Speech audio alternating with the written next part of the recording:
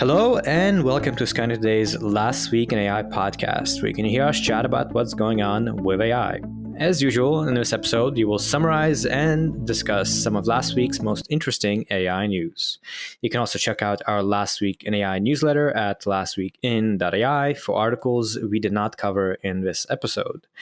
I'm one of your hosts, Andrei Kurenkov. I'm a soon-to-be graduate from Stanford's PhD program in AI and currently working at a Silicon Valley startup.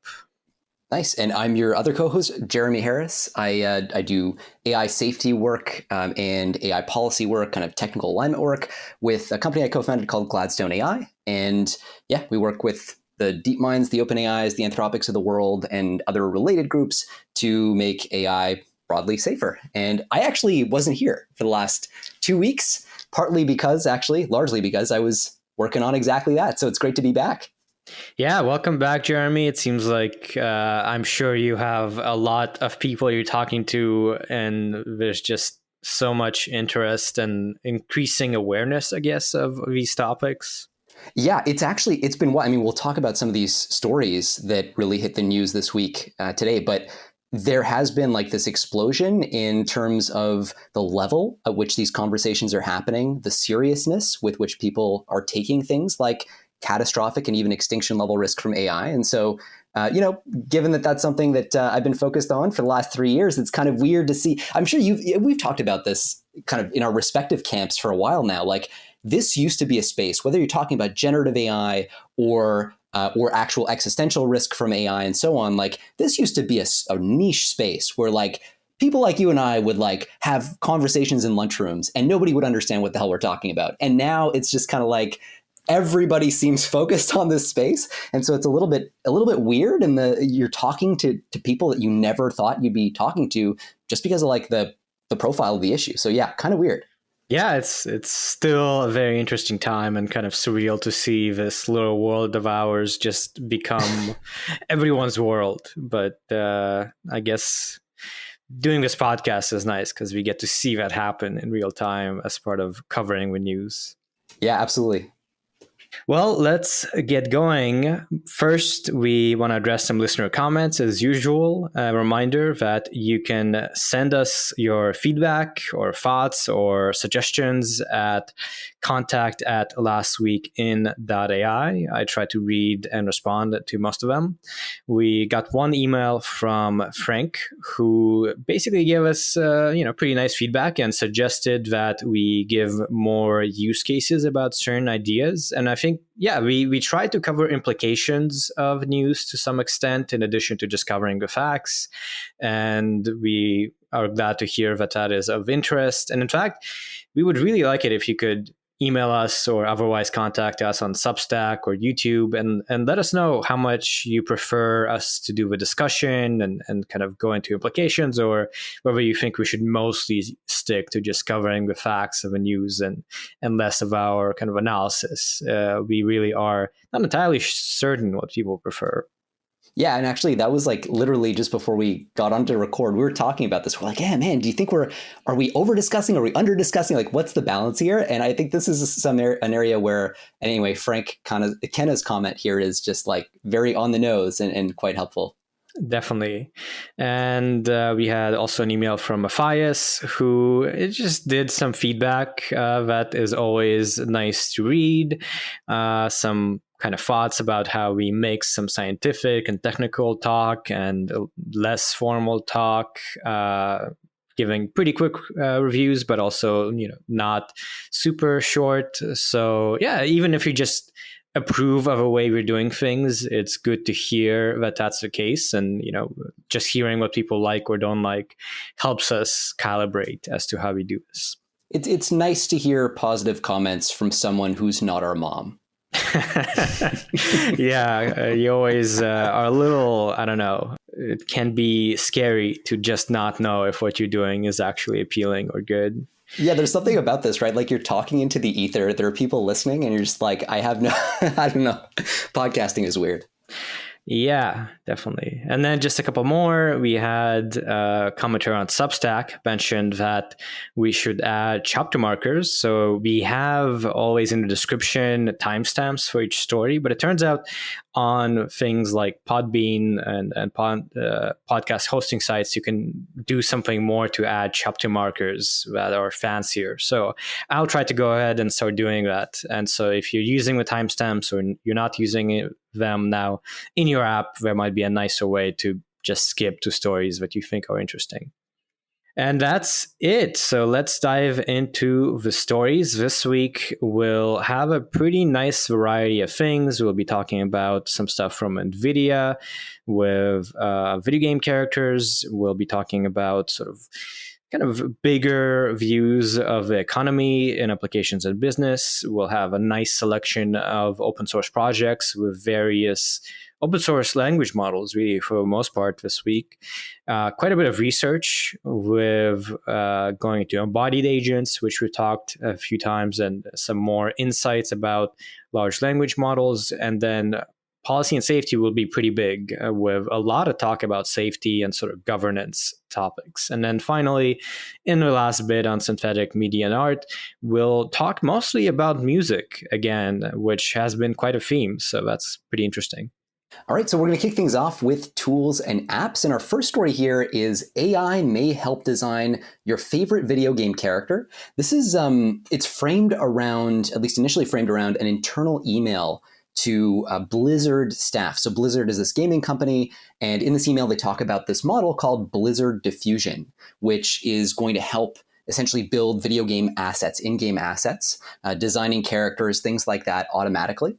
But then the article kind of zooms out a little bit and covers more broadly the application of generative AI to video games. So it looks at things like dialogue generation, asset development, and things like that. So just kind of like fleshing out often the like massive amount of content that you need for some of these open-ended games. So, you imagine a game where it's this open-ended world, you're walking around, you're hearing characters have dialogues. Like that dialogue has to be written by someone. It can be hundreds of thousands of lines of dialogue, super expensive, and kind of thankless work too, right? Because you imagine you toil away, you work for hours and hours just to write this dialogue that just fades into the background. That's not even like kind of the main thing. So that's all part of this push, is to find ways to just use AI to accelerate this stuff.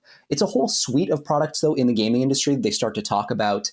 They focus a lot on NPCs, like non-playable characters, basically like AI characters, and giving them things to say and doing things like voice cloning. Anyway, so really interesting view of like how this is really reshaping the video game industry, adding a lot of efficiencies and starting to, in some ways, like kind of threaten jobs. Because one of the things that's commented on in this article is just the fact that like the way you break into this industry, one of the ways is to do some of this thankless writing work. Like that is one vector of approach. It's kind of like, you used to flip burgers at McDonald's and like maybe our parents' generation or something like that. That was your way into getting a little bit of experience. Maybe for video games, this is one vector of approach. And if that gets automated, it's like kind of a little bit harder to break into the space. So they're covering a lot of different aspects, a lot of different technical components, but also the kind of market industry side of the story as well. Yeah, I really think this is an interesting breakdown. It's a case where it's a little bit more of a challenging problem to get into, really being part of a video game creation. There's a lot to any AAA big video game, right? There's asset generation of, first of all, you have concept art, then you have actual 3D models, you have music, you have voice acting, you have writing.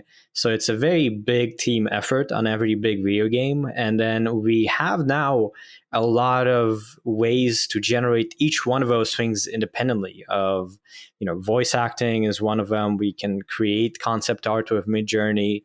So it feels like the entire process, every component of video game creation will be affected sooner or later. And just like all these other industries we've talked about, it's a very kind of uncertain time of to what extent it will affect workflows, and people will probably have a harder time being hired on these entry-level concept art and dialogue, narration, and writing positions, which I don't know. It's tough to know if that means there will be just fewer thankless jobs ultimately, and maybe the way we do work and hiring will be different, or if it'll just be harder to get going. It's a real double-edged sword.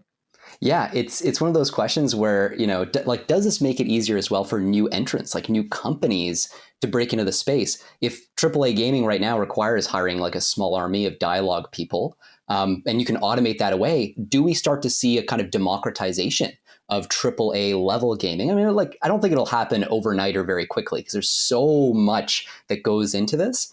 But starting to erode maybe at the margins of some of these gaming developers in the long run. Like in the short term might be great, you gain these efficiencies, but in the long run, the floor just rises, and it's unclear where this goes. It kind of reminds me of like Hollywood and movies. They're having a similar issue there, right? It's like, how easy does it have to get before YouTubers start to produce content that's like at the level of a Hollywood blockbuster? We're potentially not that far away from that world. It's kind of weird to be here.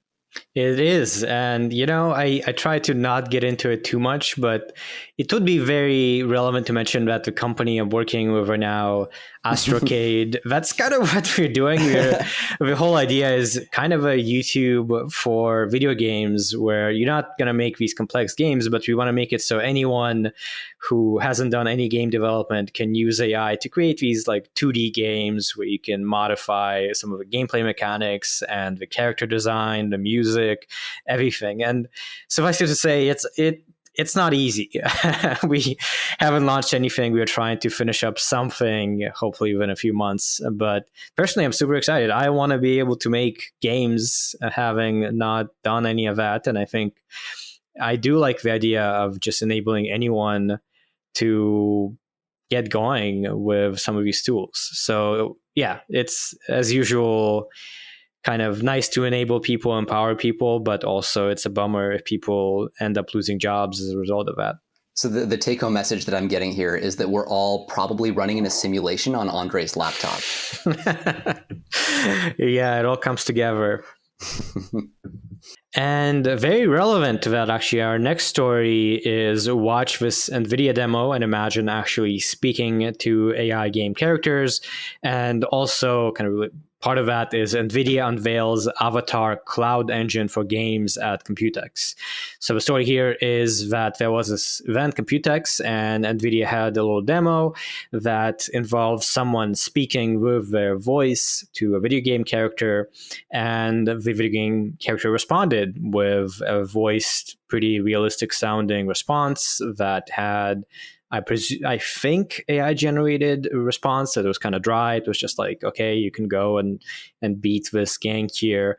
But the bigger story is that this was really just a demonstration of this NVIDIA ACE Avatar Cloud Engine, which has a few components. It has Nemo TM, which is this way to build and deploy language models for things like lore and character backstories. It has automatic speech recognition and text-to-speech, and it has audio to face, which allows to animate given some speech, actually make the character look like they're speaking. So pretty impressive demo, and it seems like they want to provide this to video game developers, pretty much along the lines of that previous article.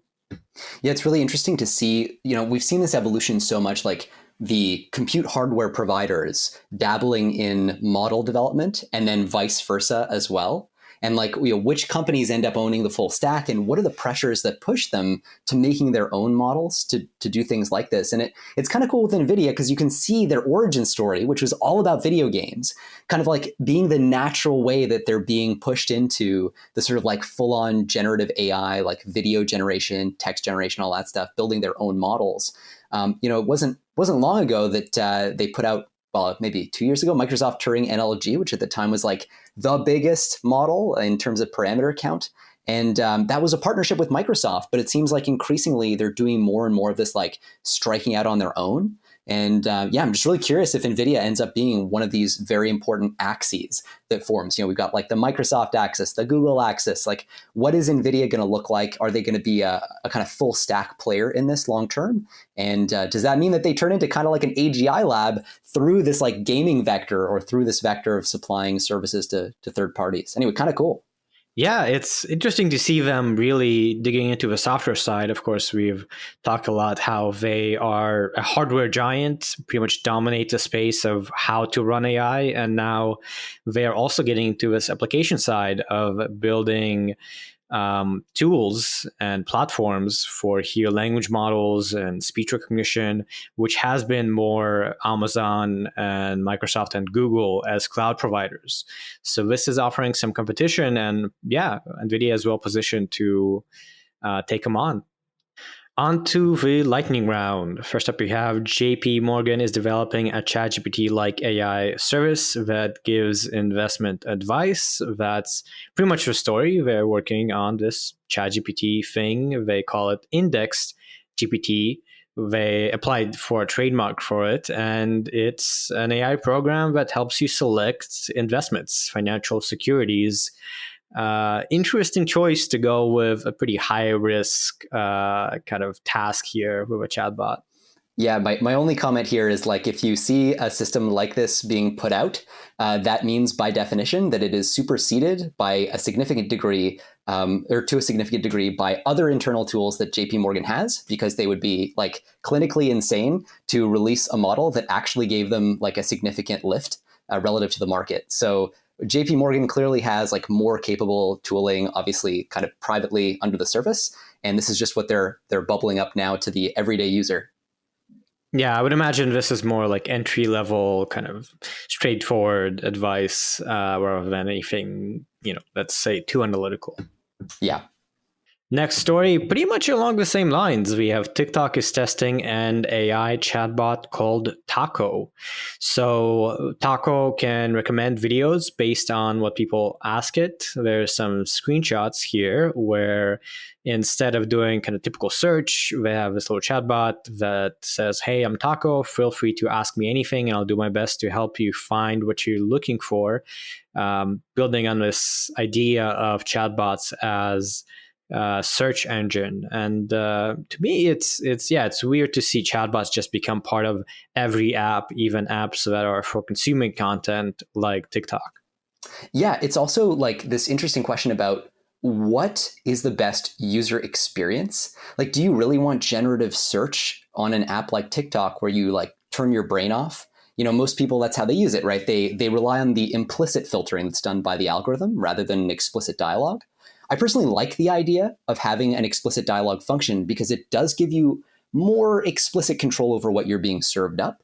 But it's interesting. Like, not all tools are necessarily a natural fit for generative search. And I think we're going to be learning an awful lot in the next 6 months about what actually ends up sticking in the space.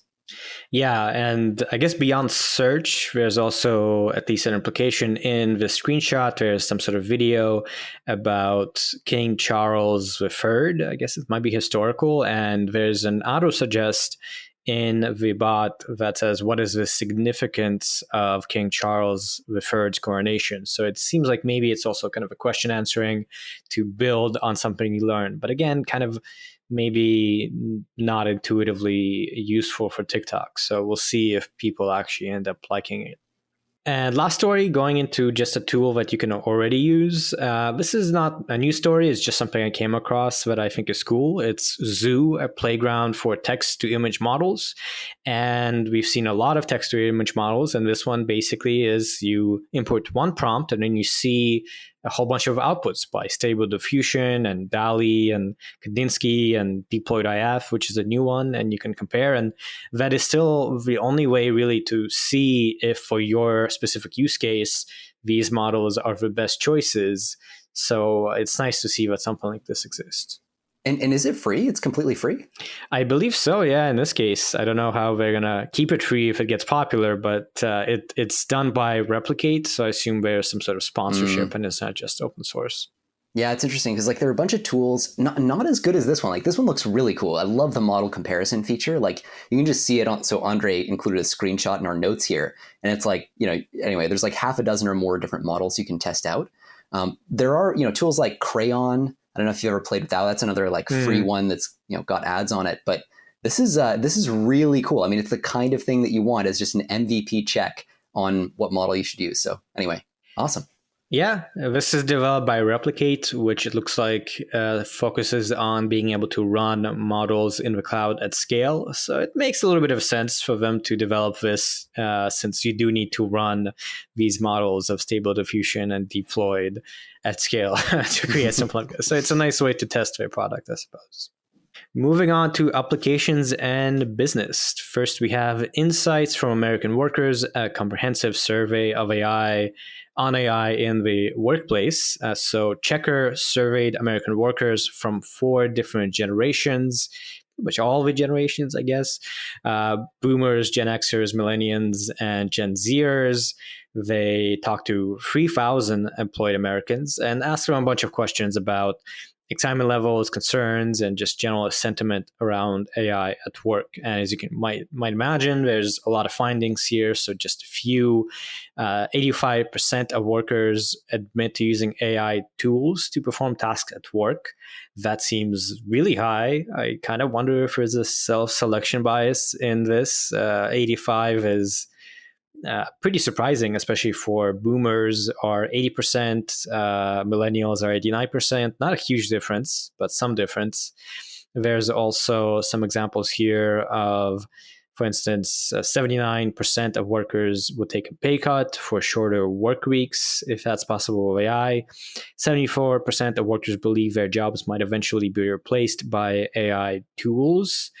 So not necessarily too many surprising results, except for me, I did find these numbers to be quite high for how new a lot of this AI tech is.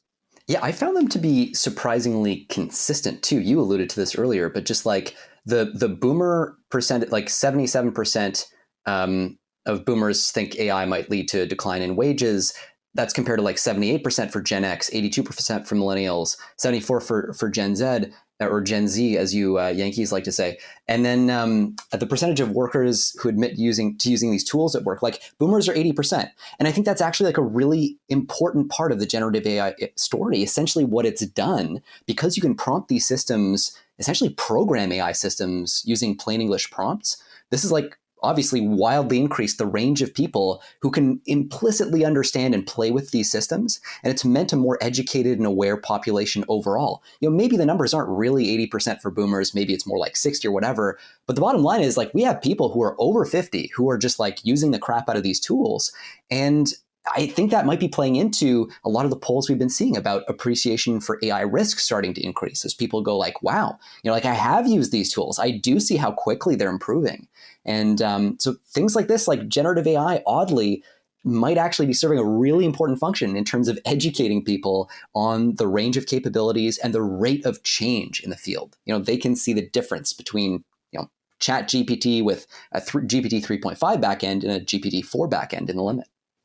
Yeah, I was talking to my parents a little while back. They're in their 50s. They are both software developers, so tech is not something that's hard for them, but they both have been discovering ChatGPT, and I was talking to them, and kind of it's interesting to hear their perspective as people who haven't done so much of this sort of AI stuff. And another thing to note, just my last comment, is, as you might imagine, a lot of the people in the survey, 74% of Americans believe AI layoffs are going to occur within the next 6 months to 2 years, with boomers and Gen Xers surprisingly being more optimistic. Yeah, I mean, that actually seems low to me. Yeah, I totally agree. I mean, we'll see how it actually plays out. But I very much agree. I don't know. My overall take home from this is generative AI, that is, does seem to be a big generational equalizer. Like you can imagine It's no longer about like, hey, like grandson, show me how to use the remote. Instead, you ask Alexa to show you how to use the remote, or just tell Alexa what you want. That sort of thing is an equalizer in the use of these tools. And it seems to be an equalizer even in the awareness of the risks that come with them. So we'll see about the replacement risk. That's I agree. Those numbers seem a little low. Our next story is the AI chip boom is pushing Nvidia towards a $1 trillion, towards 1 trillion, really they mean a $1 trillion valuation, but it won't help Intel and AMD. Okay, so a little bit of background on this. For the last, I don't know how many years, for as long as anyone can remember, the processor of choice when it came to tech was the CPU, right? The central processing unit. This is the thing that all computers had forever. And that was responsible for churning out most of the value we got from technology. You just use CPUs to do all your techno number crunching. And what's happened really in the last 10 years, but increasingly with generative AI, is that GPUs have taken on more and more of the load of society's computations. So if you look at the average data center, you start to see less and less CPUs and more GPUs as AI starts to generate more and more of the value in the economy. And this is an article basically about NVIDIA's CEO, Jensen Huang, who is stepping up and saying, hey, this is actually happening. If you look at the average, data center, you're going to start to see the ratio of GPUs to CPUs increasing. And why does that matter for NVIDIA? Well, NVIDIA a long, long time ago positioned itself in the middle of the GPU market. They right now own something like 95% market share. It's just an outrageous number. And so they're really well positioned to take advantage of the generative AI boom. So what you've seen, the story of the last few years has been NVIDIA's stock price steadily going up, essentially as humanity offloads more and more of its computations from CPUs, which was a market dominated by Intel and to a lesser degree AMD, over to GPUs, which is dominated by NVIDIA. So the stock price for AMD has kind of been flatlining, and Intel's kind of been going down for various reasons. Meanwhile, NVIDIA is skyrocketing. And one of the big take-homes here is that not all compute is created equal, right? We want to start to kind of differentiate between CPU-driven computing and GPU-driven computing, whether that's for training large language models or large models, or inference, which increasingly is going to become more and more important. So I thought that was cool. Definitely. And I think one thing to note as well is NVIDIA was very smart, not only in having the GPU market already, but also in the development of CUDA and other software. Mm-hmm. The reason that AMD, there are other good alternatives for GPU hardware, but CUDA is just by far the best set of software for efficiently running neural nets, integrating with PyTorch and these existing other frameworks. And there's just not been very much competition for it. Actually, there was another interesting article, another interesting piece of news last week about GeoHot, this hacker who worked on self-driving for a while and has been kind of around AI, creating a new company with Tiny Corp to basically address this, to build software for AMD chips for other types of GPUs, so that maybe there will be alternatives to NVIDIA GPUs, which is pretty much not the case right now, I don't think. It is weird, right? I mean, it's just so strange to see a situation where basically there's a complete monopoly. This is better, bigger than Google's search monopoly. It's that big. And the software totally, the software ecosystem has been such an important part of this. And just overall the developer community too around it. These things compound in ways that make it really difficult to break in as a new entrant. So I think that's a really good point. CUDA has been a big part of that story, and we'll see. We've got Microsoft, Apple, and Google. They're all making their own chips now too. So maybe they'll be able to use their market penetration in other verticals to sort of finally kind of chip into NVIDIA's market share. But yeah, I mean it's a tall order for sure. Yeah, and there have been competitors who actually have tried to compete, things like Cerebras and other companies, and there's been progress on hardware. They've gotten a lot of money, but so far I haven't seen very many results. So I guess as the need for hardware will grow exponentially, maybe there will be more opportunity for alternatives to NVIDIA just because of the sheer market size. It'll be interesting to observe. That's true. 5%, the 5% that Nvidia doesn't have might actually be worth enough to like seed an awful lot of good tech. Onto the lightning round. First, we have Hoffman and Suleyman's AI startup Inflection launches ChatGPT-like Chatbot. So this is Inflection AI, an AI company that was co-founded by LinkedIn co-founder Reid Hoffman, a very big name in Silicon Valley, and Google DeepMind co-founder Mustafa Suleyman. So big names. They have launched their AI chatbot called Pi, and you can go talk to it at heypi.com/talk. It compares to ChatGPT. It's pretty similar, but their whole thing is they want it to be more supportive and kind and kind of empathetic and friendly. Yeah, it's kind of an interesting additional play in the large language model space. I think maybe like one piece of meta commentary that might be helpful, because we hear about these launches happening all the time. You know, Elon Musk is launching his like company X, and then there's, you know, there's Adept.A.I and there's this, there's that.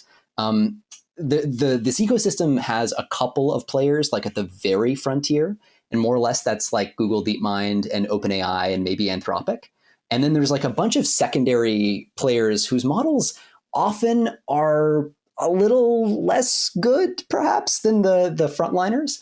But anyway, it's a good set of options for the ecosystem for sure. And it's also interesting to see alignment used as a differentiator now between these different products.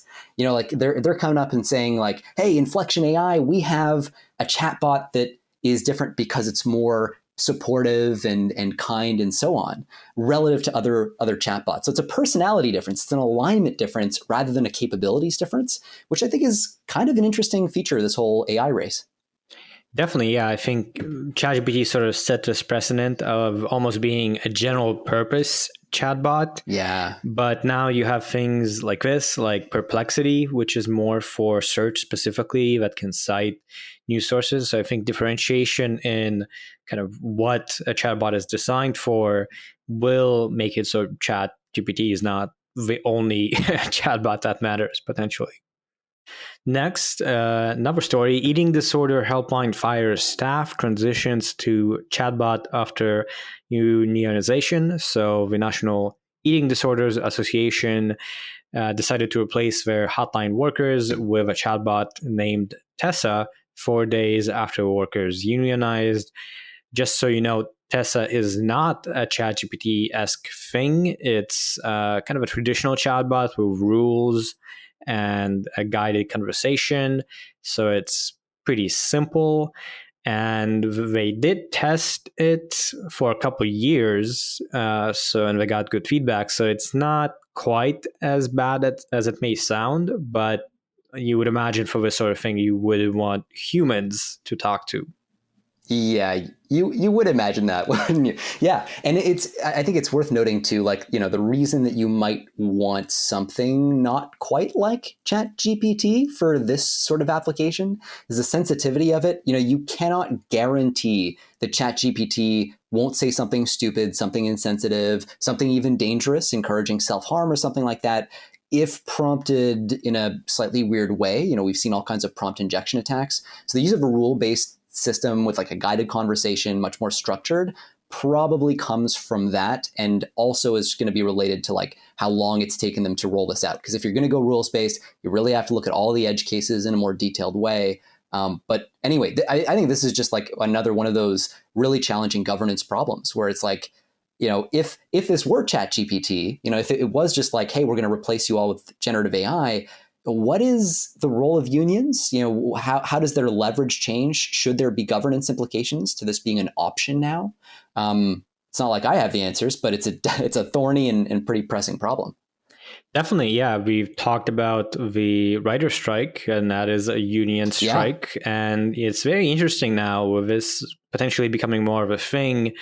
Unions have really kind of over time in the US lost power and become less prominent. And I wonder if that trend is going to reverse in a big way with AI and automation.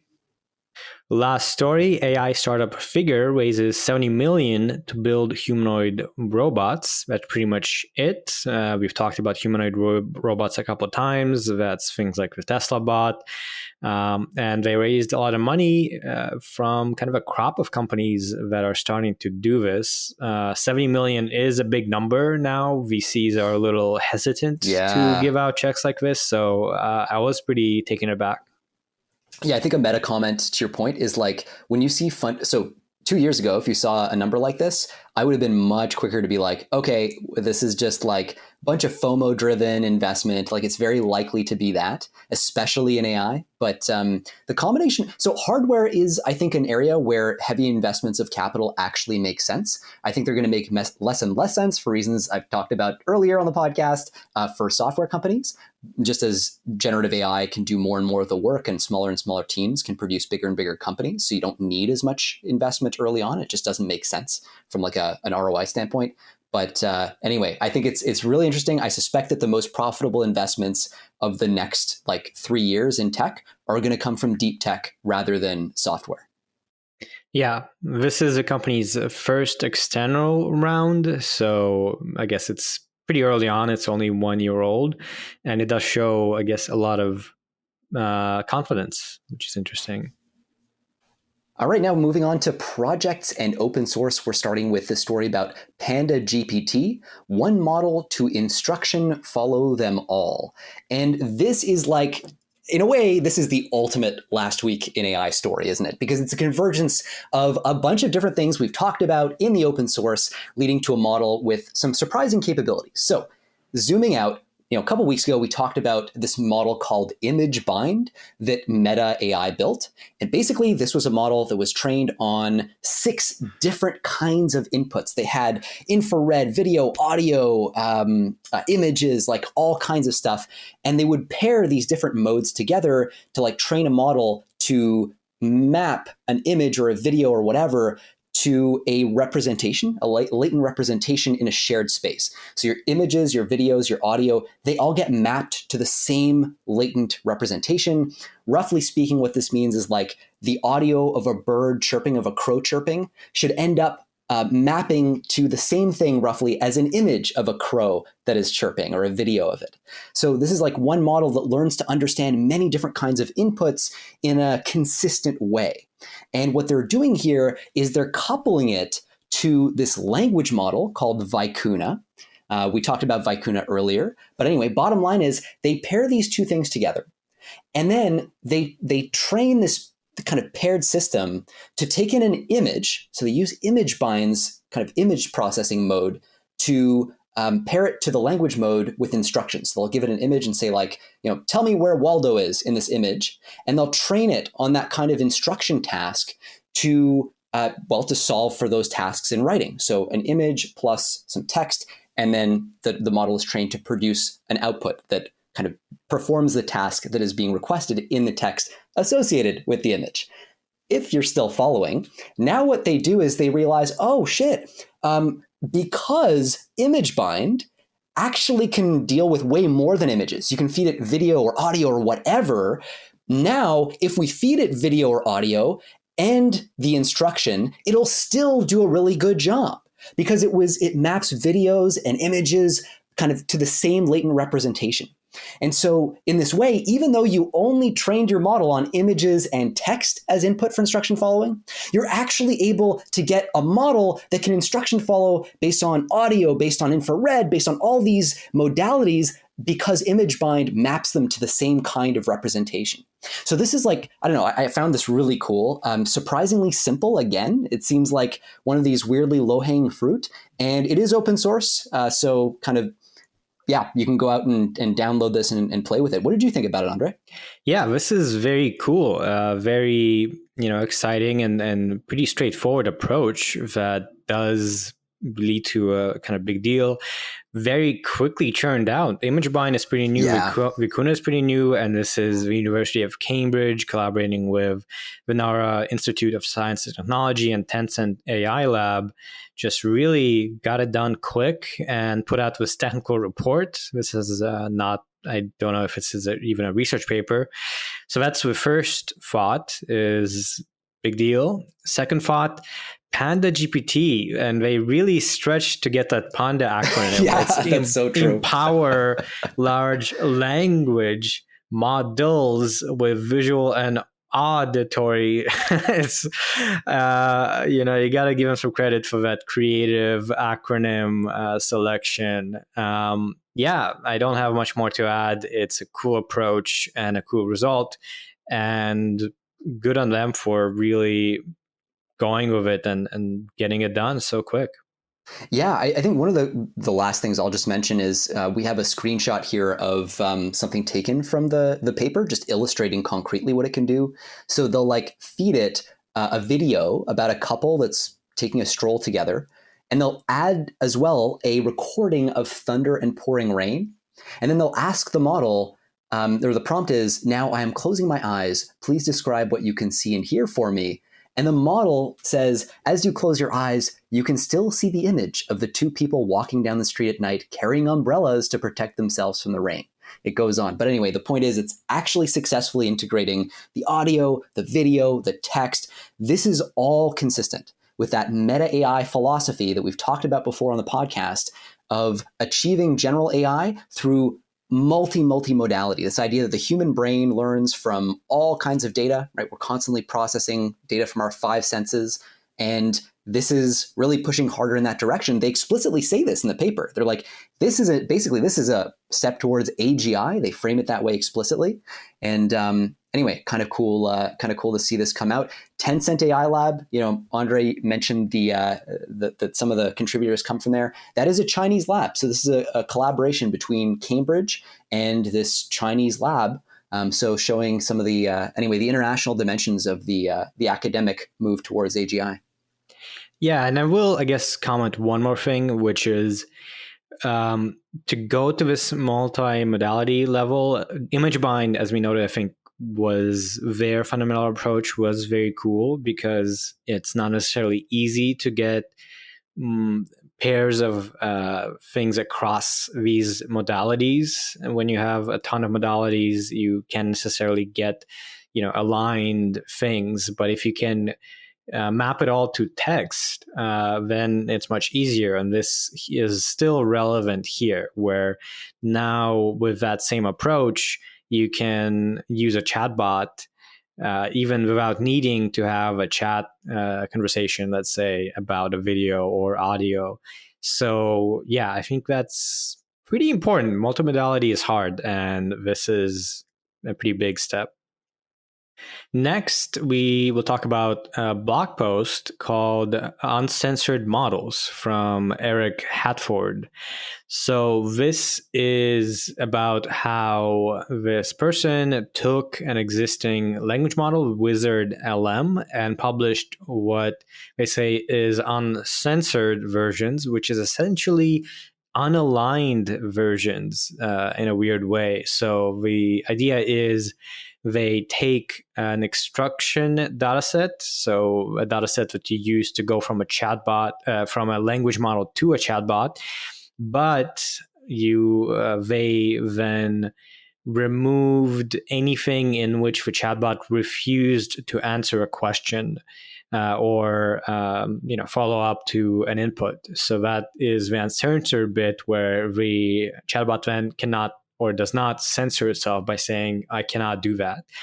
And there are some arguments for why that's important and for why this needs to be open sourced, such as that, for instance, the alignment that we have for models in America may not apply across the world, that it may interfere with valid use cases, that ultimately you should be able to choose what you want to do with the model, things like that. And I think obviously there's a lot to chew on here in terms of whether this is reasonable if you want to have something like this. What do you think, Jeremy?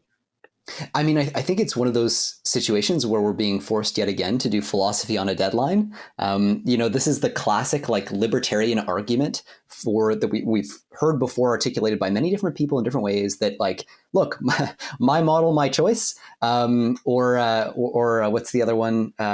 Oh man, yeah, yeah. Like models don't kill people; people kill people. Like you can take different political perspectives on this, but ultimately, in a sense, it boils down to a political problem. How much freedom should individuals have in defining the capabilities of their models? And like in principle, this argument, it's my computer, I should do what I want. That's cited in this article.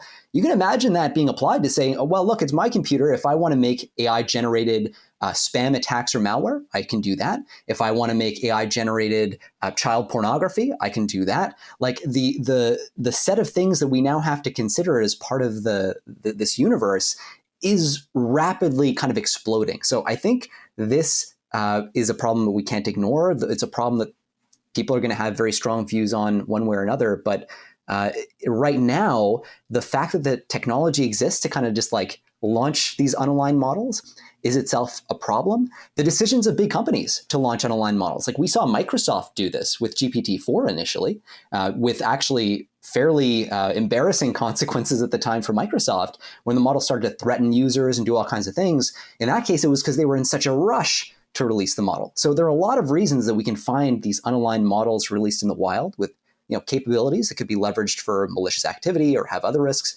But what we do about that, I mean, that's, I think, a really big and important problem. Yeah, I think also the idea here of fundamentally subsampling a data set for making a model do what you want is interesting.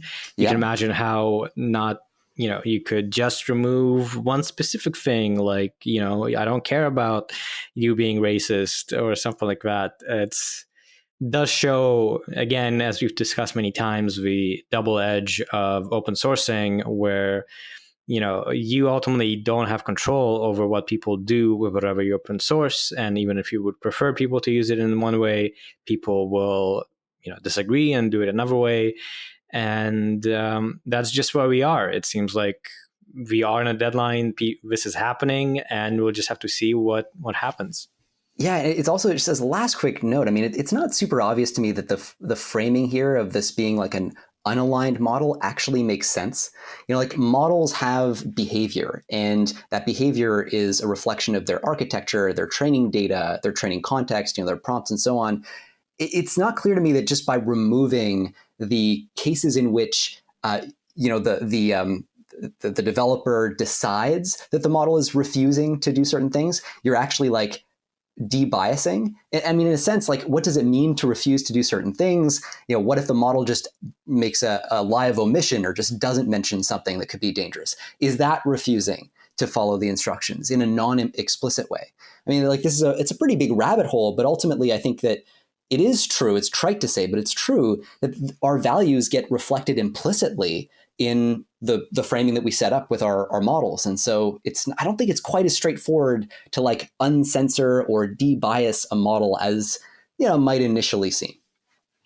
Yeah, the notion of being uncensored is kind of strange. Just instruction tuning in general, right, is making it to a chatbot, and it's kind of impossible to not make it a little bit, have a voice and a specification. But yeah, interesting step toward this. And this is for Wizard Lamb. There were other efforts for Vicuna. So I guess this is a whole kind of category that we'll have now.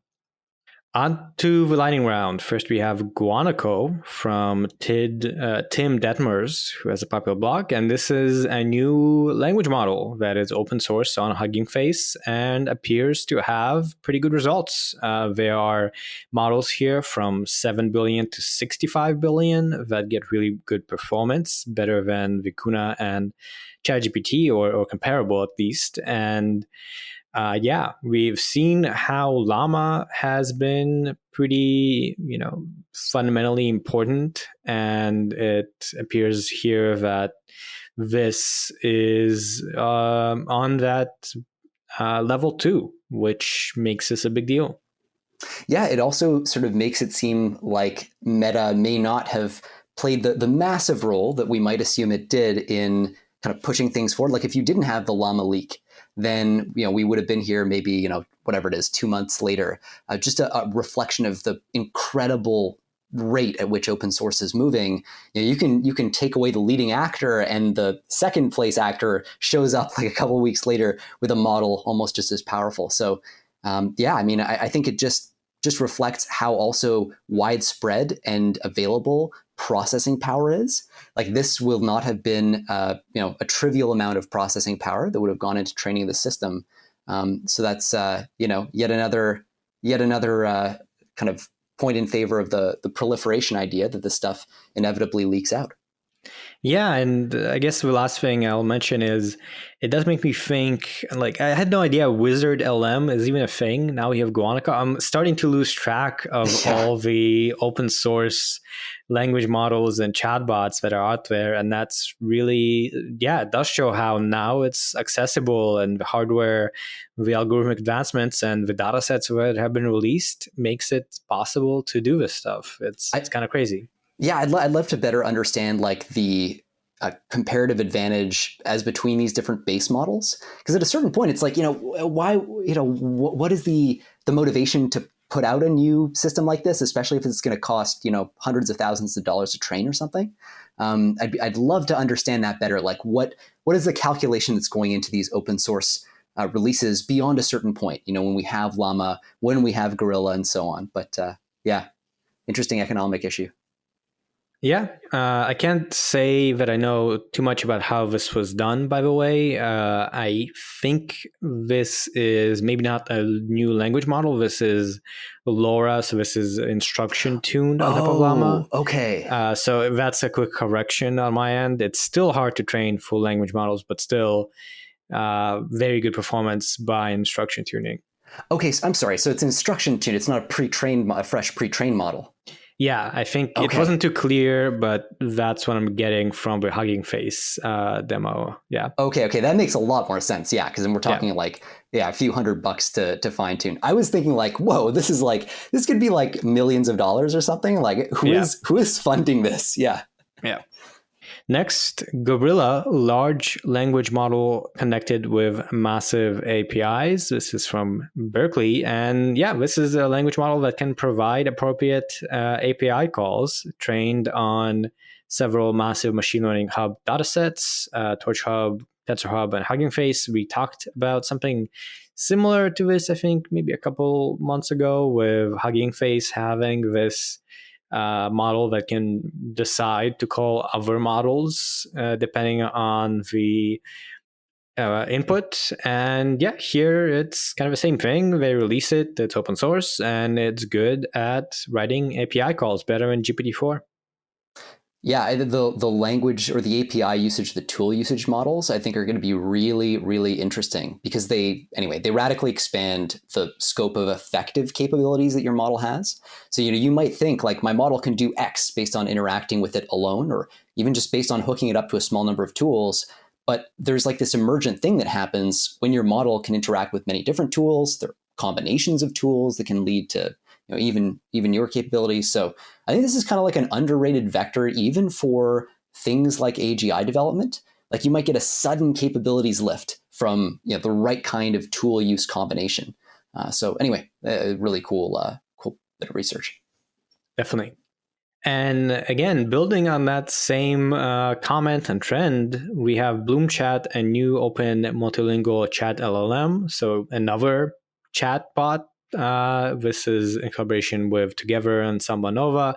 This is a 176 billion parameter multilingual chat LLM released under Apache 2.0. It's trained on Sambanova, so this is a hardware company. Their hardware is pretty good, comparable to GPT-4 almost, and it works really well. So another one of these things. This is instruction-tuned Bloom specifically. Yeah, I guess just more proliferation then, and Bloom continuing to be used as a base model for a lot of interesting experiments. That's kind of cool to see. But nothing too dramatic here. Yeah, it's available now. You can chat with it, and the model is hosted. So pretty much, similar to all these other things that we keep covering. And onto something a little bit different, open source on GitHub, you can now go to GirlfriendGPT, your personal AI companion. It's a starter project to help build your own personalized AI companion with a unique personality, voice, and even selfies. So custom voice connected to Telegram. You can customize your personality and generate selfies, I guess, from text to image. It's obviously, I don't know, the first impression might be that this is funny, but as we've discussed, the whole notion of AI companions has potentially pretty deep implications for people's mental health and lifestyle and so on. And now you can build your own. Yeah, nothing wrong with that. By the way, the screenshot that they share in this thing is like, I don't know, I read it as kind of creepy. Like the bot is saying, "Good morning, how did you sleep?" And that's the opener. Obviously, that's like the entire point of this thing, but I think it does speak to the level of intimacy that people are developing with these sorts of things. We've seen this with Replica before, a sort of closed source version of this kind of tech, where in that case, I mean, you had people who were driven, I think it was Replica, were driven to contemplate suicide and things like that when the service was temporarily terminated. And anyway, so like there are real implications, as you said, Andre, for human psychology. And I really wonder about the open sourcing of stuff like this too, because it just becomes so customized. You're almost developing a tool that allows you to not have to negotiate your personality with other people. You can just keep like updating the personality of whatever you're talking to so that you don't have to change, and the kind of the onus, the impetus of change is outsourced to, in this case, some software. So interesting development for sure. Yeah, and in this day and age where people already kind of suck in socializing and making friends, like historically low rates of friendship and high rates of loneliness, not a great combo maybe to have these things, but it is what it is.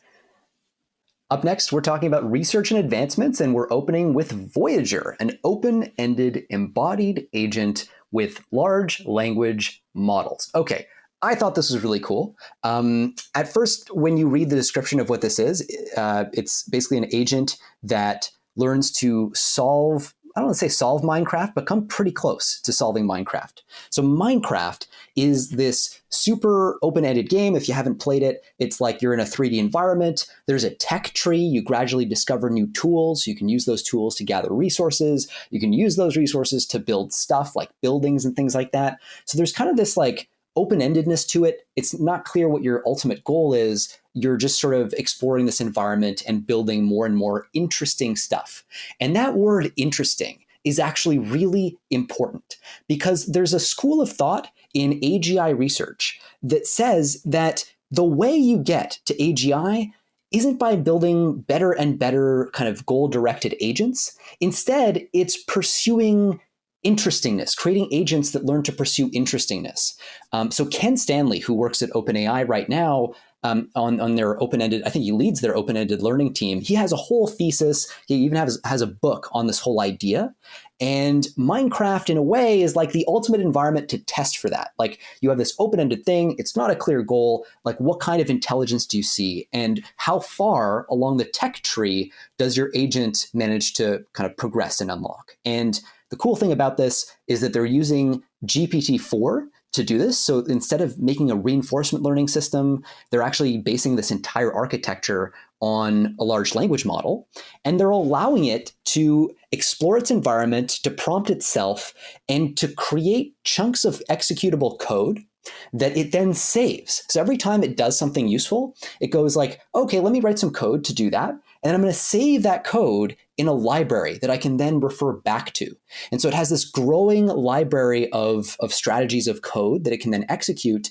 And that, in a way, helps it self-improve over time and solves this like problem known as catastrophic forgetting, or at least addresses that problem, which is the idea that as an agent kind of navigates its environment more and more, eventually it starts to just forget what it learned earlier. And so this is a way for it to store in hard form the lessons, the code, the programs that seem to be valuable for it. So I think kind of interesting. It sort of blew my mind at first when I saw the headline, when I saw how it was implemented.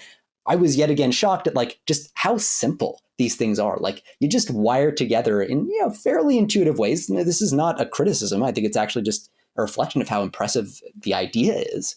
And you just get this amazing capability. So I don't know. I thought this was a really cool thing on a task, again, Minecraft, that has historically been just so challenging for AI in the past. Well, what did you think about it, Andre?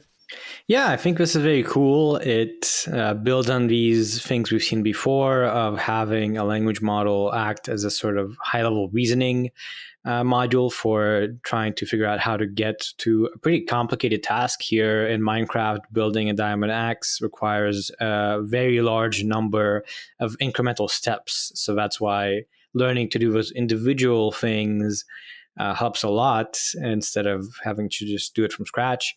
Very intuitive approach. Also, this idea of basically trying to discover new things you can do and then combining them kind of makes me think of what any human would do when starting to play Minecraft. You just sort of test what you can do and how you do it, and eventually you combine simpler things to do harder things. And the way this is done also, like usually this exploration and skill discovery has been more in the reinforcement learning domain. Here there's no training of a model. It's all in context, lifelong learning. They just prompt a model to like go and suggest a thing you can try to learn and go try it. And then if it works, you store it. It's this very system level approach to creating an agent that learns over time, which is very different from what we've seen before, and maybe in some ways limited. This idea of automatic curriculum generation is a little bit, let's say, maybe not scalable. There are nitpicks I can have, but overall very cool. Yeah, it's definitely interesting to see more and more of the cognition, the self-improvement get outsourced to in the in-context learning stage, right? So like instead, like you pointed out, Andre, like instead of actually updating the weights of the network or doing any kind of like online RL or stuff like that, you're actually just seeing the system reason through prompting, basically doing in-context learning and improve in that way. That, I mean, I wouldn't be surprised if that turns out to be a really important trend that we see extrapolate over time. Already AutoGPT is showing signs that can really be extended quite a bit. But more generally for me, I think one of the big take homes of this was just how much you can kind of jump in capabilities by coming up with clever prompting mechanisms. It's another example like AutoGPT, where a system that on its own, GPT-4, could not solve this Minecraft problem, but you just find a way to wire it together and then boom, you have a sudden leap.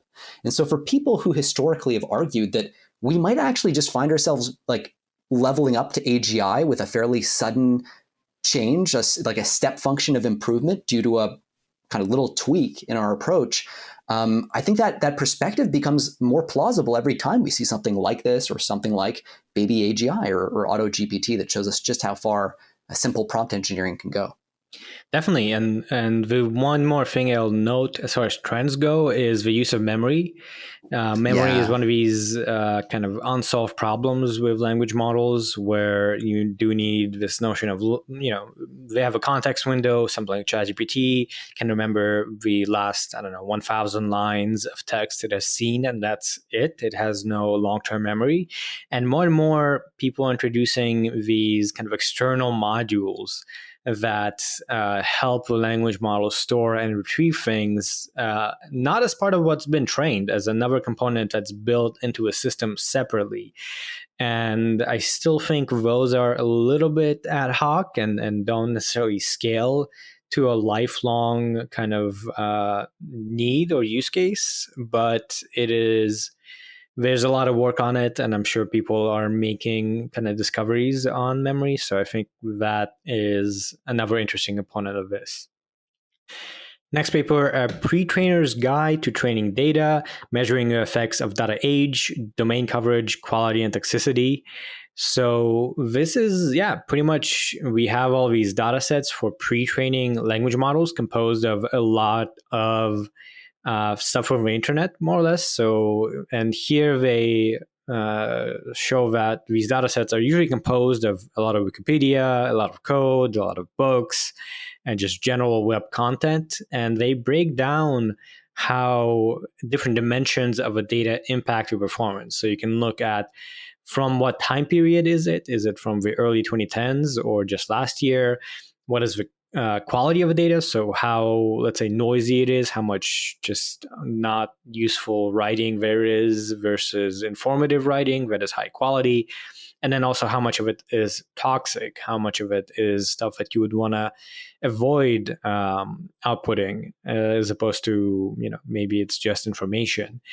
They pre-trained 28 different 1.5 parameters language models with different variations of this data, and then they quantify the effects of doing those things. And the main findings is that it actually matters, as we kind of already know, but this is the first really empirical observation of when you compose your data set, what might be the effects. And there's really no one size fits all solution for how you filter your training data.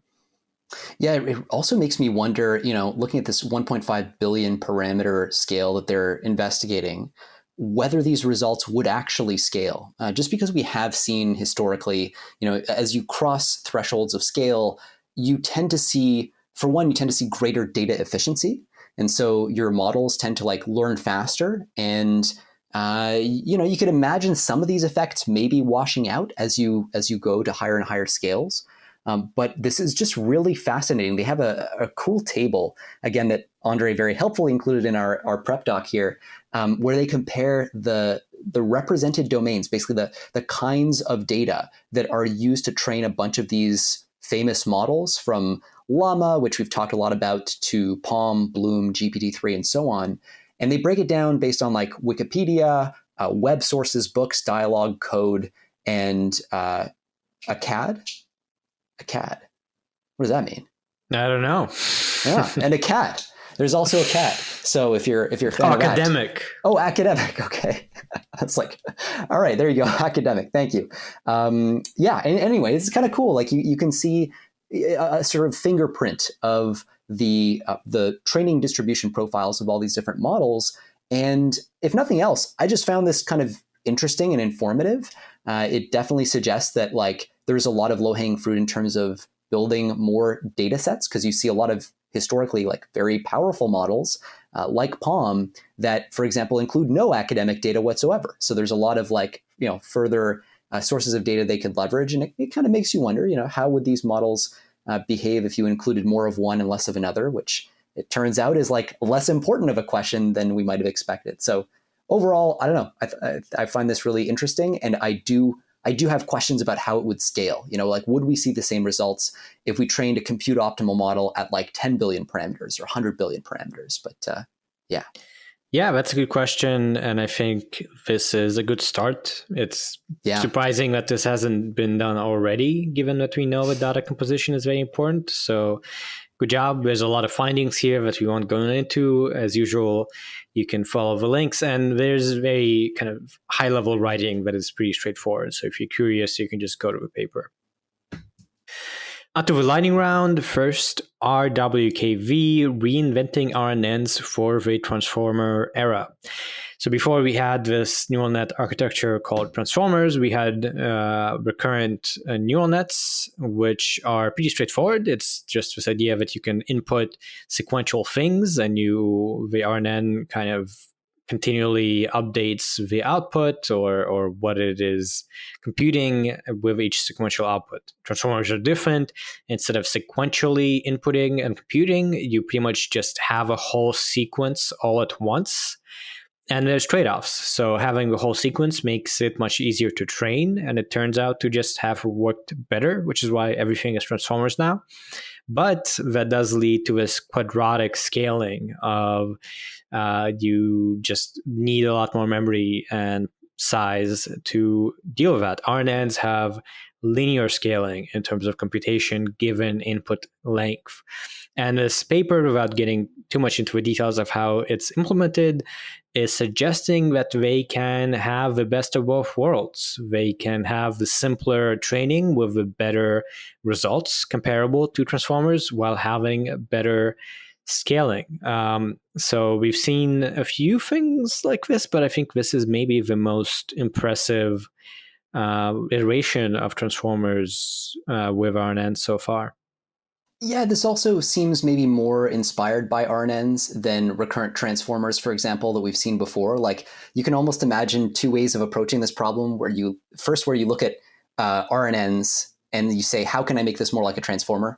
And the other is like, you look at transformers, you say like, how can I make this more like an RNN, and maybe have like a latent representation that you pass forward. Anyway, details don't really matter, but like, it's kind of cool to see people approaching this philosophically from both directions. And I kind of wonder if we're going to see a meeting in the middle, a convergence here that actually does unlock a lot more capability.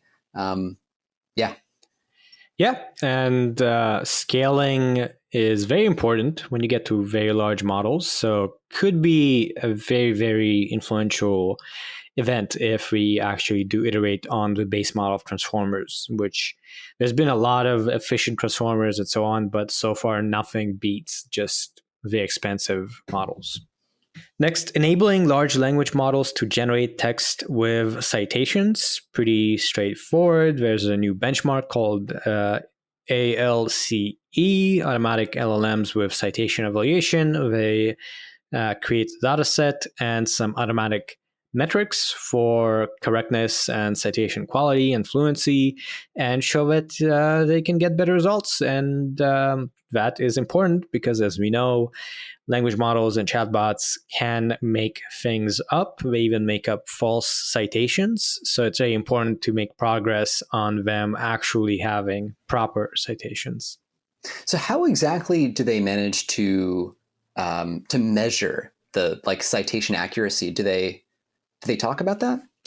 I would have to take a deeper look. I just skimmed. I believe that's just a property of a data set that they have in terms of associated known things. But yeah, I they do explain it, but I haven't looked quite that deep. No. I mean, that makes total sense. There's so much stuff going on. It does make me think a little bit of the various like self-correction schemes that we've seen proposed. Like people increasingly using like GPT-4 to study the text that it itself generates. And this seems like a data-driven approach to that. So kind of cool to see anyway, the different strategies emerging as people try to figure out how do you actually get these things to not hallucinate, which seems to be a weirdly difficult problem to solve. Definitely.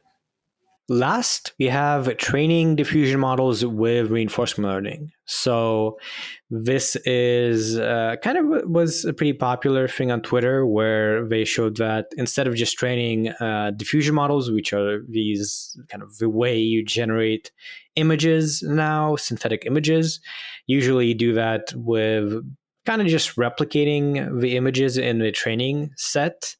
But that doesn't necessarily do what you want. You may want to be able to generate images that optimize for compressibility or certain aesthetic quality or prompt alignment. So in the case of inputs of text, you may just want different things that aren't just what you see.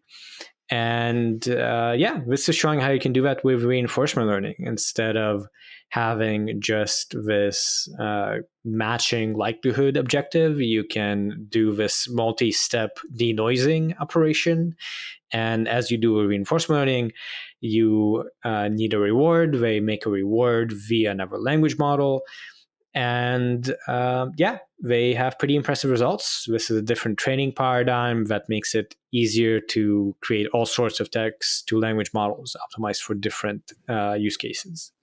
I just think it's really interesting how reinforcement learning, a while ago, people thought that was like going to be the path to AGI in and of itself.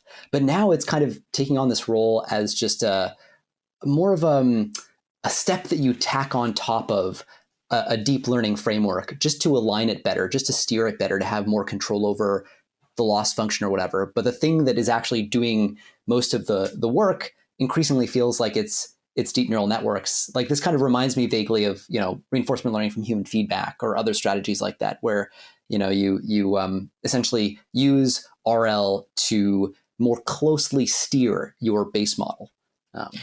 Yeah, I think it's part of that. I think so far what has been the case with ChatGPT and these image models, we've sort of bore or have leveraged the fruit of just having all this knowledge accessible. So really what the models learn is knowledge, right? Is just compressing everything we know into them. Reinforcement learning is better for when you need to learn by interacting with the environment, learn novel skills. And I still do think there will be cases where it's needed. Like the Minecraft example we just had isn't using reinforcement learning optimization, but is essentially still reinforcement learning. It's learning by trial and error.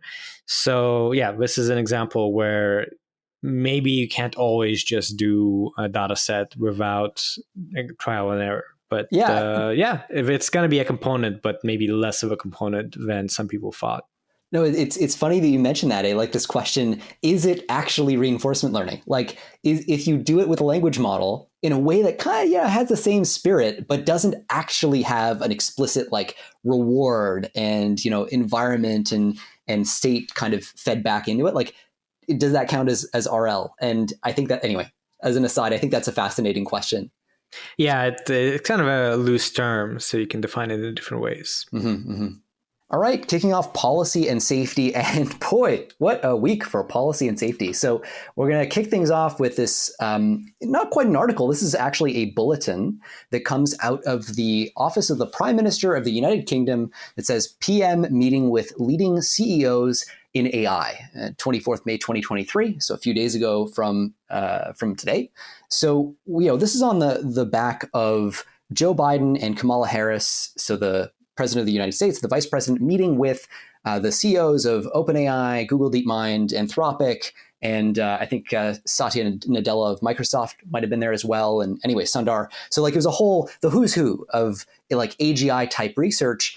And now we're seeing a similar meeting with the United Kingdom, the Prime Minister of the UK, plus his Secretary of State for Science, Technology, and Innovation.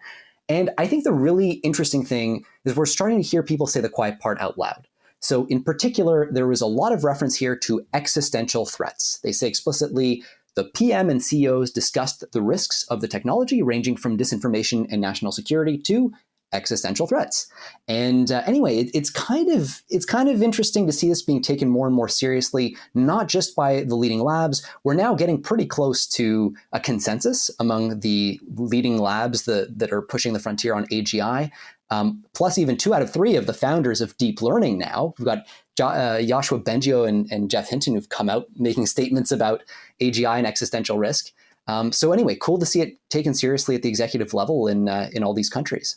Exactly. And I think the fact that OpenAI and DeepMind and Anthropic, the ones that are sort of leading the charge on influencing the world with big models, all of them were founded by people who already took this issue seriously. So even though maybe it was a smaller group of people that was very concerned or thought about this a lot, now that they are the leaders of this whole wave in a way, it's interesting how that is propagating from them and from just the sheer impact of what we're seeing. So definitely a trend, yeah. Yeah, and we've seen also like minds change on top of people who already held this view. Like, Hinton and Bengio were 2 guys who never thought of this, never took it particularly seriously, it seems, until recently, and they've had their minds changed. So sort of interesting mix here. I will comment on one last thing here is the UK in particular has been all over this, like way before it was cool. Last year, their Ministry of Defense's Defense AI Strategy document referenced AI existential risk explicitly. So it's really interesting. This is, I don't think, a coincidence. DeepMind was founded in the United Kingdom. They have GovAI, kind of Oxford University's Future of Humanity Institute that focuses on a lot of these risk classes. They have, I think Cambridge has a Center for Study of Existential Risk, if I'm not butchering that acronym. So there's a whole ecosystem there and a lot of awareness. I happen to know in Boris Johnson's cabinet, there was awareness as well of existential risk and an interest in pursuing that. So it's kind of cool to see that that's persisted after Bojo's departure, and we now have Rishi Sunak in power kind of looking at this issue as well. So sort of cool. Yeah. Next, an early warning system for novel AI risks. And this is from DeepMind. So again, kind of related.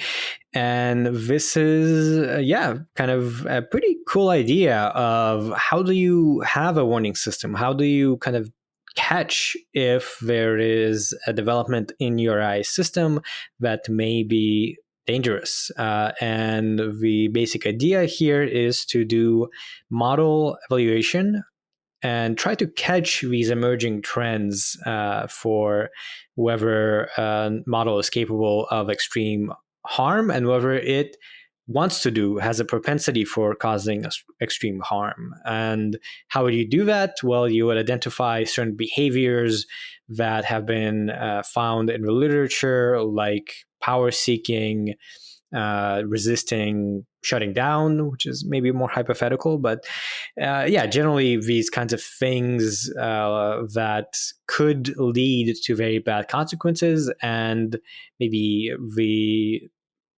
actual potential for the model to do that if you deploy it.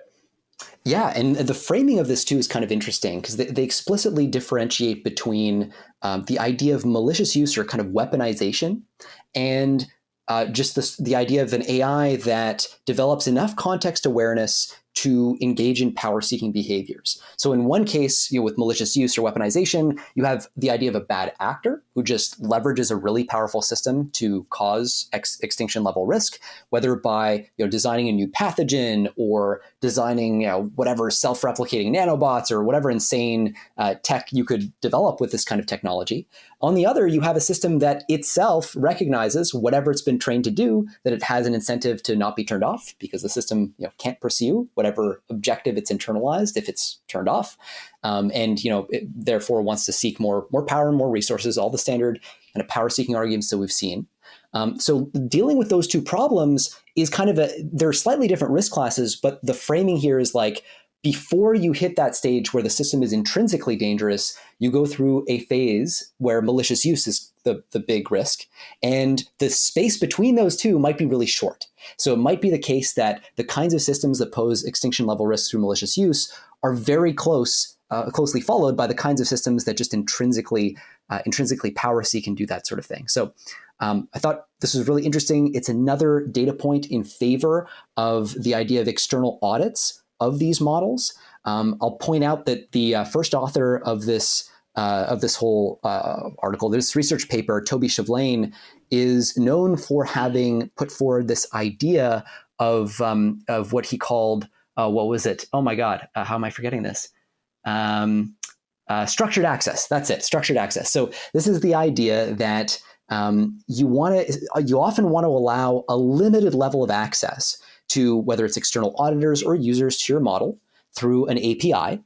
And that can allow them to learn about the system and its risks without necessarily exposing IP, without necessarily allowing people to copy your model. And this is something that's really going to be required if we are going to have these audits and these kind of red teaming exercises. And so anyway, it kind of explores some of the details we don't have to get into about how structured access might work in this context. Yeah, I think this is awesome work. It makes a lot of sense to want an early warning system, and the overall approach seems quite smart. So nice to see DeepMind, somewhat like Anthropic, still publishing these more grounded ideas on how do we actually do it, as opposed to what we should be worried by. This is more like, let's do this now. Yeah. Next, kind of also related, we have a lot of nice related things today. We mentioned this briefly last week from Joshua Bengio, a blog post called How Rogue AIs May Arise. And yeah, it's a more analytical look into, how could bad AI that's misaligned happen, building on some of the existing theories. It's pretty technical, so we won't get into it too much, but definitely, given the stature of Yoshua Bengio, it's, as we've talked about, kind of a big deal that there's a lot of attention being driven to it.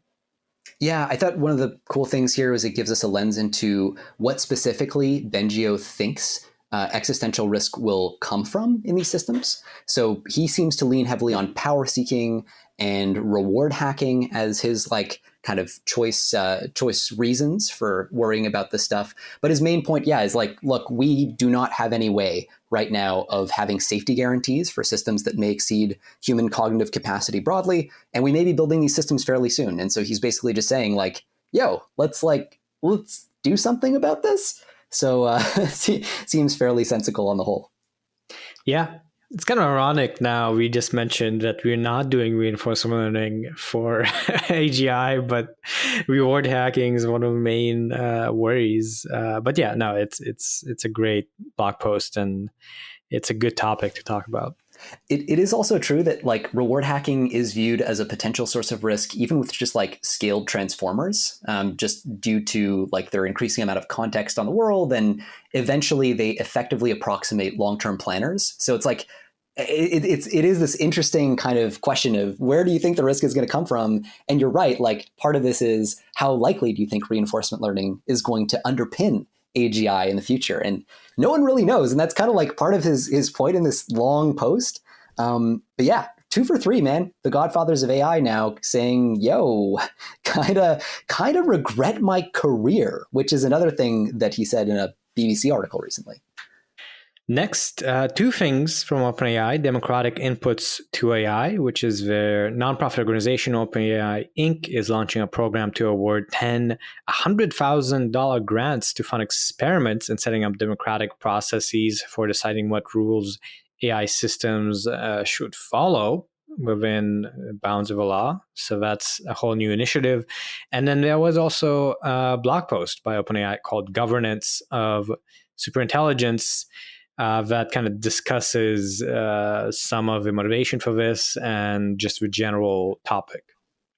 Yeah, it's the worldwide AI safety tour seems to be happening right now with the UK and United States POTUS and all that stuff, and now OpenAI really leaning into this. Sam Altman testified before the Senate and raised a lot of these concerns in the Governance of Superintelligence blog posts. One of the things that he mentioned was we should set up something like the International Atomic Energy Agency, the IAEA, to monitor superintelligence research on AI superintelligence.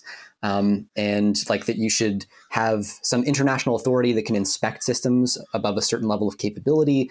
All these kinds of things now seem to be on the table, thanks in part to Sam Altman kind of flagging them very publicly recently, and OpenAI kind of backing that up with essentially a call to have people say hey, here's how we think you should govern AI and make it more democratic, and kind of give these systems goals that are consistent with a more democratic picture, rather than just having OpenAI decree what this AGI is going to do. So kind of cool from a goodwill standpoint, seeing them actually try to connect those dots and seek out support on governance. And again, building on this whole topic, this is a real week for AI safety and discussion. Next story is top AI researchers and CEOs warn against risk of extinction in 22-word statement.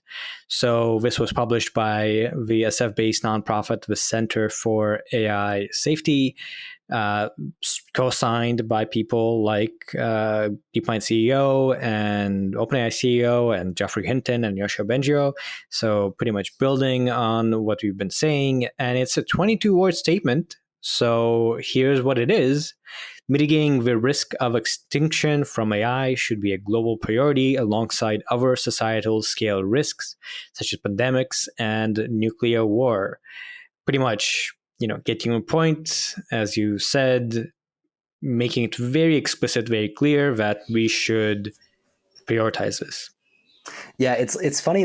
So they kind of explain why this is just a 22-word statement, and basically it's just a million different opinions about, if you try to get people to agree on anything longer than this, you'll quickly find that people disagree about where the risk comes from. Is it AGI? Is it before AGI? What is AGI? Like, is it power seeking? All these things. And so I think this reflects an effort to just kind of create the broadest possible tent and bring as many people as possible into the fold. And that's really where you're seeing a lot of people who did not, by the way, sign the famous 6-month AI pause letter, now actually signing on to this. So a broader statement that is maybe more inclusive, and this is why there's so much backing for it, maybe reflects a broader effort from the community to try to at least get some basic alignment on the issue so everybody can row in the same direction. And as I say this, I noticed that Andre is highlighting this section where it says, at the time of writing, the years, Yann LeCun, basically now the chief AI scientist at Facebook or at Meta, has not yet signed. Maybe no surprise there. No surprise. I really like this initiative. There has been this coalition in a way that has pretty much, as we've been covering, been forming. And this is a nice, clear statement that we care about this and we think you should care about this. And that I think what was sort of what the 6-month letter really wanted to say, but then said this whole other weird thing. So I really like this move to just be straight to the point. Yeah.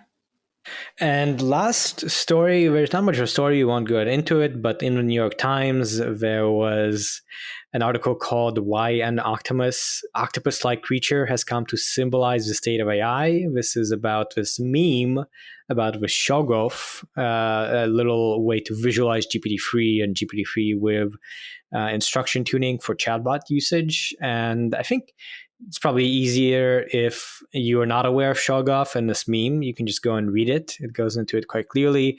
Again, it's a sign of the times that there's a whole article devoted to this New York Times, and this used to be just a very, very niche meme for AI safety people. Oh man, I gotta tell, I was looking forward all day to hearing you explain the Shoggoth meme, because I was like, how is he going to pull this off? This is so hard to explain.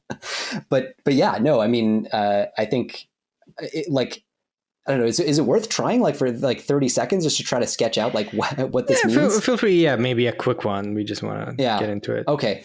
I'll try to do it super fast. Basically, you take a base model like GPT-3, you train it to do autocomplete on a giant amount of text. In the process, it learns a ton of facts about the world, but we actually have no idea what the mind behind that looks like. It's just this giant sponge that's soaked up facts. And so in a sense, it's like this creepy monster thing that at a certain threshold, people worry if you do this too much, if you scale it too much, it gets so much context awareness that it becomes dangerous. So it becomes this terrifying little octopus monster thing. Then that octopus monster will sometimes spew out racist shit, because of course it will. You trained it on the entire internet. Why would you not expect it to? So then you go, okay, I'm going to put a process on top of this that fine-tunes it based on reinforcement learning from human feedback to say nice things. Now, the point of this meme is that the reinforcement learning from human feedback step is kind of like putting lipstick on a pig. You are taking this giant Shoggoth monster thing that wants to potentially eat you alive, and then you're slapping a little smiley face on top of it to make it nice to the outside world, but that's actually just a veneer. The underlying beast monster creepy thing is still this terrifying, inscrutable, complex, potential, down the road, potentially super intelligence thing. I don't know. How'd I do? How was that? It's a good summary. Yeah. And again, it's become a whole genre where you have a lot of new visualizations. The first meme is a very sort of rough sketch that's kind of fun looking. So again, we've said many times today, it's surreal how commonplace, mainstream this has become. Amen. And closing out with synthetic media and art, first we have Grimes invited anyone to make AI Grimes song. Here are her reviews from the New York Times. And also there was a blog post. I used Grimes AI vocals to make a hit. Here's how I did it. Quick version is Grimes actually published a software tool, elf.tech, where you can upload your voice or a voice and transform it to sound like Grimes. And then given that AI-generated voice, you can make music. You can, make lyrics, vocals, and combine it with other stuff. And the New York Times piece is an interview where Grimes shares quite a few opinions about how, for instance, explaining what she's doing, how the tool was trained. What if somebody makes a hateful song with it, and some feedback on some of the songs that have come out that Grimes really likes, including one that is described in this "How I Used the Tool to Make a Hit." It's a cool piece. You probably should, if you're interested, just go and listen to these songs in these articles. So again, follow the link if you think this is interesting. Yeah, it is kind of cool to see I don't know if polarization is the right word, but we've definitely seen different artists take to generative AI differently, right? There was I think, so Grimes obviously is in the pro, yeah, use AI, on my voice, do what you will, just make sure you give me a cut of it or whatever. And then I think there was Drake. I think we covered a Drake story, right, a couple weeks ago, where he was like, yo, don't do that shit. I don't like that shit. And anyway, I think regulation is going to be important in deciding what ends up happening here. But if nothing gets regulated, ultimately perspectives like Grimes, I think, are the only ones that are going to be profitable, if only for a relatively short period of time, until you can completely automate this stuff without necessarily, paying creators, which is a sort of scary thought. Yeah, exactly. And it's interesting that this platform basically directly enables people to do what people have started doing anyway, right? CraigGPT and some of the other examples are doing the same thing. And Grimes is just saying, well, go ahead, I'll make it easy for you. And in a way that makes for better music. And Grimes has some control of it. So interesting to see this kind of contrast. And just one more story we have: as a lifelong Beatles fan, this AI-generated Beatles music is blowing my mind. Yeah, it's a little discussion of an AI-generated Beatles song that is what it would have sounded like if John, instead of Paul, had sung the gorgeous tune about the sign in the shop window. And yeah, if you listen to it, it's a high-quality audio. It's pretty hard to tell that it's AI, and it is interesting to read how a fan of Beatles would react to this AI generated kind of alternative version of a song. Yeah, it's also kind of a more, let's say, unambiguously positive case for this, right? Because you can imagine, in the limiting case, you have creators who have since passed away or who no longer have the rights to their music or whatever because the copyright window has passed. And then now we can really, recreate or let's say revive a lot of their talents in this way. So, obviously the Beatles still own their copyrights here, but as that window starts to pass and we look at certainly old content creators, man, I'd love to hear what Charlie Chaplin would have done with this or whatever. That sort of thing is a pretty clearly positive thing. And though it does maybe muddy the waters as between what's original created content by that group and what's not. But hell, what doesn't these days? Exactly. So that's it. We're going to stop there. I think I might include a few other links in the podcast description for things that maybe we kind of didn't get around to. As always, you can go to lastweekin.ai to see all of these sorts of articles. Please get in touch at contact@lastweekin.ai or on Substack or YouTube or Apple Podcasts. We haven't had any reviews in a while, so always like those 5-star reviews and let us know. Yeah, do you like discussion? Do you like summary? Do you have any questions, any topics we should talk about? Do you want us to do an AI safety podcast? We'd really love to hear from you. And that's it. Be sure to keep tuning in.